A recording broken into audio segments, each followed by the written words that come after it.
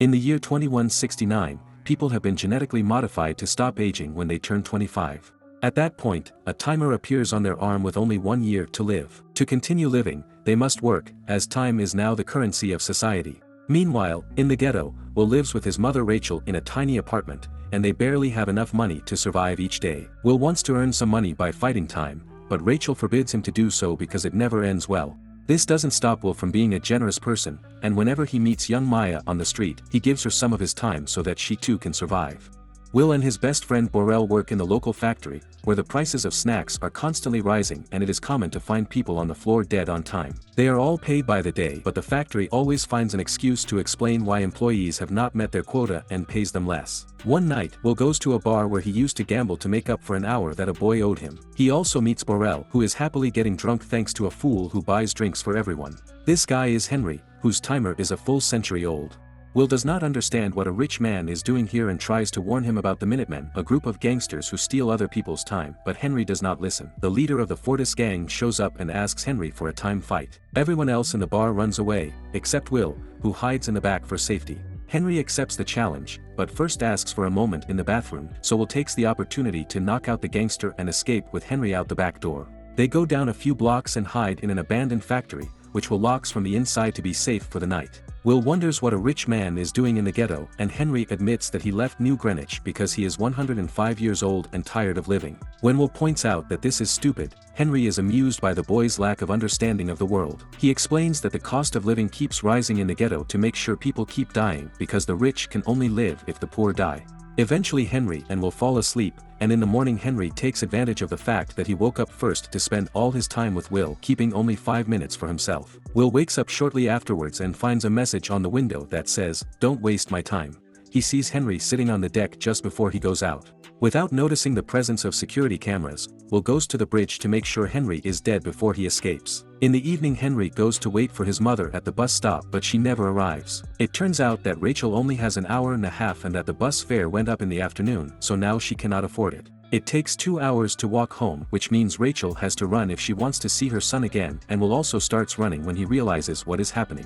But unfortunately it is too late and Rachel dies in Will's arms. The next morning, the police force known as Timekeepers finds Henry's body in the river. Officer Leon is sure that he was killed for his time and orders his men to check the security footage. Because of the angle of the cameras, they cannot see the falling body, but they see Will's face and think he is behind Henry's death. Meanwhile, Will wants to avenge his mother's death. He rents a limousine pretending to be a rich man who is lost and has the driver take him to New Greenwich, which means paying a steep toll every time he crosses a border. Once in town, he stays in a nice hotel and his presence is noticed by socialite Sylvia. The fact that Will has crossed so many time zones in a few hours appears suspicious to the system, allowing the timekeepers to find his current location. In the evening, Will purchases a suitable suit and goes to the casino where they ask him for a 1-year voluntary donation because he is not a member. Will joins at the poker table, where he meets Mr. Weiss, a businessman who lends his time and does not hesitate to bet large sums. Sylvia, Weiss's daughter, also comes to the table but only to watch, and Will keeps an eye on her as he risks and bets everything he has. It is worth it, because Will wins the game, impressing Weiss. The next day, Will buys a very expensive car and brings it to Weiss's party. Sylvia is very intrigued by Will and invites him to dance, telling him that he is probably from the ghetto. She admits that she sometimes envies people from the ghetto because she always lives surrounded by her father's guards with no real freedom, and wishes she could do something crazy or valuable. Will drags her to the beach behind the house to go skinny dipping, which should be considered something crazy. When people start looking for Sylvia, she hides with Will in a cave and asks him to go back before they get into trouble. The two return to the mansion through different doors to avoid suspicion. Weiss invites Will to play poker, but they are suddenly interrupted by the timekeepers, who have found Will's location by following the purchase of his car. Will is taken to a private office for questioning, but when he tells them that Henry left on purpose, they do not believe him and steal most of his time, leaving him only 2 hours for recording and processing. Weiss and Sylvia come to check on the situation, and Will takes advantage of the distraction to beat up the timekeepers and steal a gun before escaping. He uses the gun to take Sylvia as a hostage and the two escape out the back door to leave in Will's car. Leon starts chasing Will all over town and even manages to hit his car from behind, but Will responds by driving backwards. He manages to dodge a truck at the last second, but Leon doesn't react so quickly and crashes into it, allowing Will to escape. As they head toward the ghetto, Will asks Sylvia for some time, but she refuses to help him. When they reach the bridge,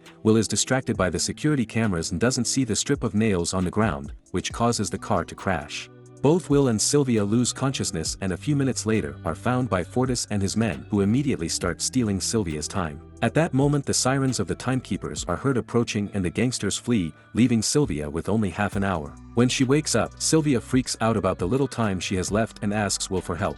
After they leave, the timekeepers arrive to inspect the car, although Leon must first ask for his daily pay because he never carries more time than necessary. Given the situation, Leon decides not to chase Will anymore because he is sure he will contact them first. They then go to a pay phone and Will has Sylvia dial her home phone so he can talk to Leon. As ransom, Will demands 1,000 years to be distributed to the timelines in the ghetto. Leon warns Will that he is becoming too much like his father and reveals to him that the man didn't die during a fight against time as Will thinks, but was actually doing something more dangerous. Will hangs up on him, and Leon tells Sylvia's parents about the ransom, but Weiss hesitates to give away even what is pocket change to him. Will takes Sylvia to his apartment to spend the night there, and Sylvia changes into Rachel's old clothes. Sylvia asks Will about his father, and Will explains that his father was an excellent time fighter who taught him some tricks. To prove his point, he grabs Sylvia's arm and shows him how to fight against time. It is a battle of will between timers. Will thought his father had died in a fight against time, but now realizes that he was probably killed because he gave away what he had won. The next morning, Will looks out the window at the timeline building, but unfortunately they have no charity to share because Weiss has not paid the ransom. Sylvia is hurt by her father's lack of attention. Will tells her to go home, but Sylvia refuses and the two agree to work together and kiss. So Will gives her the gun to protect herself while he watches her from the corner. Weiss quickly responds to Sylvia's call and ignores her insults to warn her that the timekeepers are coming for her. When Sylvia turns around, she sees Leon approaching Will and shoots him in the arm. Will takes the opportunity to check Leon's timer and discovers that the timekeepers don't keep much time with them to deter thieves, which prompts Will to give Leon some time so that his colleagues can rescue him. Once they get far enough out of town, they stop the car to watch the news and discover that they have become wanted men. Will once again tells Sylvia to go back, but she refuses because this is much more fulfilling. Later, Sylvia asks Will if he would really give the time away if he had it. When Will confirms that she would, she hatches a plan. The two of them steal a Weissbox truck and crash it into a time bank, where they steal all the time capsules they can. The remaining capsules are left to the people of the ghetto. When the timekeepers arrive, there is nothing left. Will also visits Maya, who is sleeping on the street, and leaves her some extra time as well. The rest of the stolen time is taken to the timeline for the clerk to distribute to anyone who needs it. Will and Sylvia begin robbing time banks everywhere, and their adventures appear on the news. A week later, Leon and his men finally find Will's apartment and prepare to arrest them. However, Will hears the radio chatter through the window and immediately escapes with Sylvia, without getting hurt thanks to a safe landing on top of a car. Leon copies them and begins to chase them through the city, and when Will and Sylvia give chase over the rooftops, Leon opens fire on them, so Will and Sylvia come down from the rooftops and take the bus. The driver considers turning them in to the authorities, but Will bribes him to keep him quiet and the two leave Leon behind. Will and Sylvia check into a hotel, paying extra to get all the rooms and for the receptionist not to tell anyone. When a new guest arrives, he is told that the hotel is full, but he manages to get a quick view of Will and Sylvia going upstairs. Later, Fortis and his men start threatening people on the street to get information about Will and Sylvia. People remain silent because they want to protect their savings, but Fortis kills a man to show his seriousness. This inspires the hotel boy to confess what he saw. At the hotel, Will and Sylvia learn that the reward for their heads is 10 years, which they find rather insulting. Suddenly Fortis bursts into the room with his men and holds the couple at gunpoint, while Fortis explains that the timekeepers leave him alone because he steals from his own people, so now he must restore order. He declares that he doesn't like killing people in cold blood and challenges Will to a fight against time. Will uses the trick his father taught him, and when Henry starts watching his timer, Will start stealing all his time. The guards approach in shock and Will takes the opportunity to shoot them all before putting Fortis out of action for good. When the timekeepers arrive at the hotel, Will and Sylvia are already gone.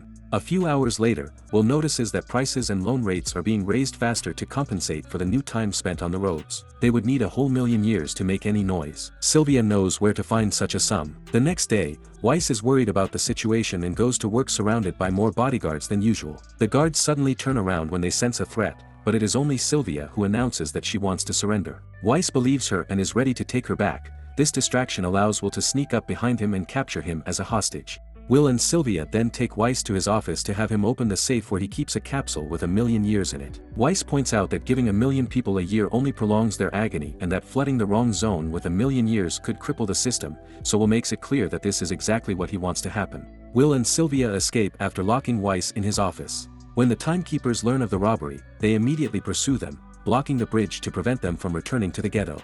Leon also pursues them and focuses so much on them that he forgets to receive his daily pay. The guardsmen open fire on them, but Will ignores the bullets and crosses the time zone barrier, allowing them to reach the ghetto. Leon wastes no time and crashes his car into theirs. Will immediately leaves the vehicle and delivers the million-year capsule to Maya before he and Sylvia pretend to surrender. A smug Leon thinks he has won, but at that moment the timeline announces that there is time for everyone, obstructing Leon and allowing Sylvia and Will to escape. Eventually he catches up with them and Will guesses that Leon was also from the ghetto. Leon confirms this and explains that he worked hard to get out, as he should, then tries to arrest them. Will points out that this makes no sense, because he and Sylvia only have a few minutes left, so they will die soon anyway. This causes Leon to check his own timer and realize that he, too, doesn't have much time left because he hasn't collected his pay. His watch expires and Leon dies right on the road.